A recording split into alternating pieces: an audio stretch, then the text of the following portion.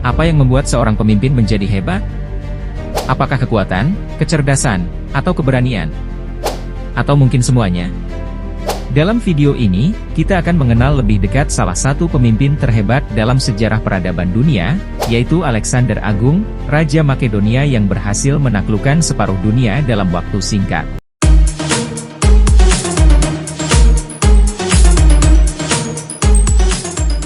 Alexander Agung lahir pada tahun 356 SM di Pella, ibu kota Makedonia, sebagai putra dari Raja Filipus II dan Ratu Olimpias. Sejak kecil, ia sudah menunjukkan bakat luar biasa dalam bidang militer, politik, dan budaya. Ia dididik oleh filsuf terkenal, Aristoteles, yang mengajarkan kepadanya berbagai ilmu pengetahuan, kedokteran, dan filosofi. Ia juga gemar membaca kisah-kisah heroik dari mitologi Yunani, terutama tentang Achilles, pahlawan favoritnya. Ketika berusia 16 tahun, ia ditunjuk oleh ayahnya untuk menggantikannya sebagai raja sementara ketika ayahnya berperang melawan Bizantium. Ia berhasil menunjukkan kemampuannya sebagai pemimpin dengan menumpas pemberontakan di Trakia dan Iliria, serta mendirikan kota pertamanya, Alexandropolis. 2 tahun kemudian, ia ikut berperang bersama ayahnya melawan pasukan Persia di pertempuran Chaironea, dan memainkan peran penting dalam kemenangan Makedonia. Pada tahun 336 SM, ayahnya dibunuh oleh seorang pengawalnya saat menghadiri pernikahan putrinya. Alexander pun naik tahta sebagai Raja Makedonia pada usia 20 tahun. Ia segera menghadapi tantangan dari berbagai pihak yang ingin menggulingkannya, baik dari dalam maupun dari luar negeri.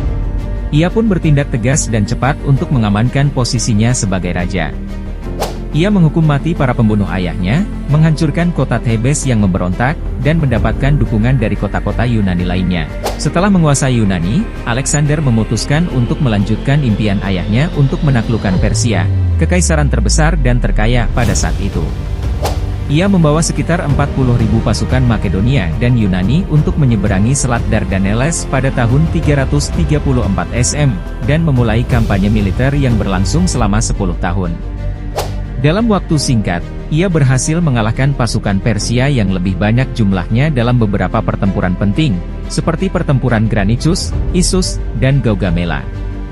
Ia juga berhasil merebut ibu kota Persia, Persepolis, dan membakarnya sebagai balas dendam atas pembakaran Athena oleh Persia beberapa abad sebelumnya.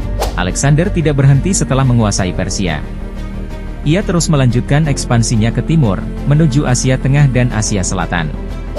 Ia menghadapi perlawanan sengit dari berbagai suku dan kerajaan yang ada di wilayah tersebut, seperti Baktria, Sogdia, dan India. Ia juga menghadapi tantangan dari medan dan iklim yang berbeda, serta penyakit dan luka-luka yang dideritanya dan pasukannya. Namun, ia tidak pernah menyerah, dan selalu mencari cara untuk menang dan beradaptasi dengan situasi yang ada. Salah satu pertempuran terbesar dan terakhir yang ia lakukan adalah pertempuran Hydaspes melawan Raja Porus dari India pada tahun 326 SM. Dalam pertempuran ini, ia menghadapi pasukan India yang memiliki gajah perang, senjata yang belum pernah ia lihat sebelumnya. Ia pun menggunakan strategi yang cerdik untuk mengelabui dan mengalahkan musuhnya, meskipun dengan korban yang besar. Ia mengagumi keberanian dan kehormatan Porus, dan membiarkannya tetap memerintah kerajaannya sebagai sekutu Makedonia. Setelah pertempuran ini, Alexander ingin melanjutkan ekspansinya ke timur, tetapi pasukannya sudah lelah dan rindu akan rumah. Mereka menolak untuk maju lebih jauh, dan memaksa Alexander untuk kembali.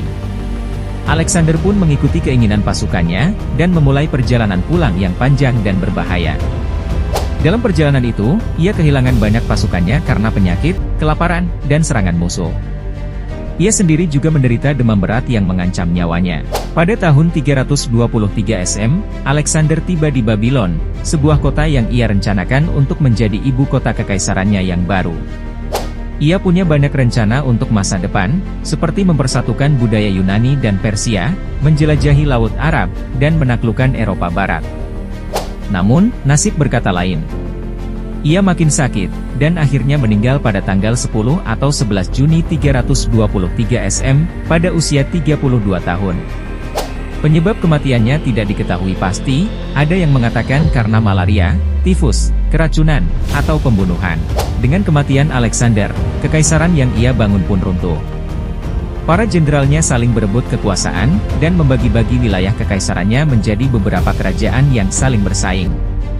Namun, warisan Alexander tetap hidup sampai sekarang. Ia meninggalkan jejak budaya Yunani di berbagai tempat yang ia taklukkan, yang dikenal sebagai Helenisme. Ia juga membuka jalur perdagangan dan komunikasi antara timur dan barat, yang mempengaruhi perkembangan ilmu pengetahuan, seni, agama, dan bahasa. Ia juga menjadi inspirasi bagi banyak pemimpin dan penakluk yang datang setelahnya, seperti Julius Caesar, Napoleon Bonaparte, dan lain-lain. Alexander Agung adalah contoh nyata dari seorang pemimpin yang hebat. Ia memiliki kekuatan, kecerdasan, dan keberanian yang luar biasa.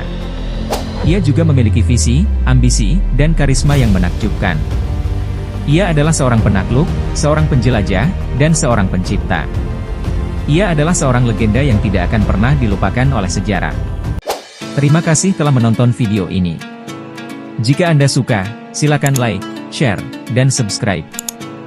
Jangan lupa juga untuk meninggalkan komentar Anda tentang Alexander Agung, atau tentang pemimpin lain yang Anda kagumi. Sampai jumpa di video selanjutnya. Selamat tinggal.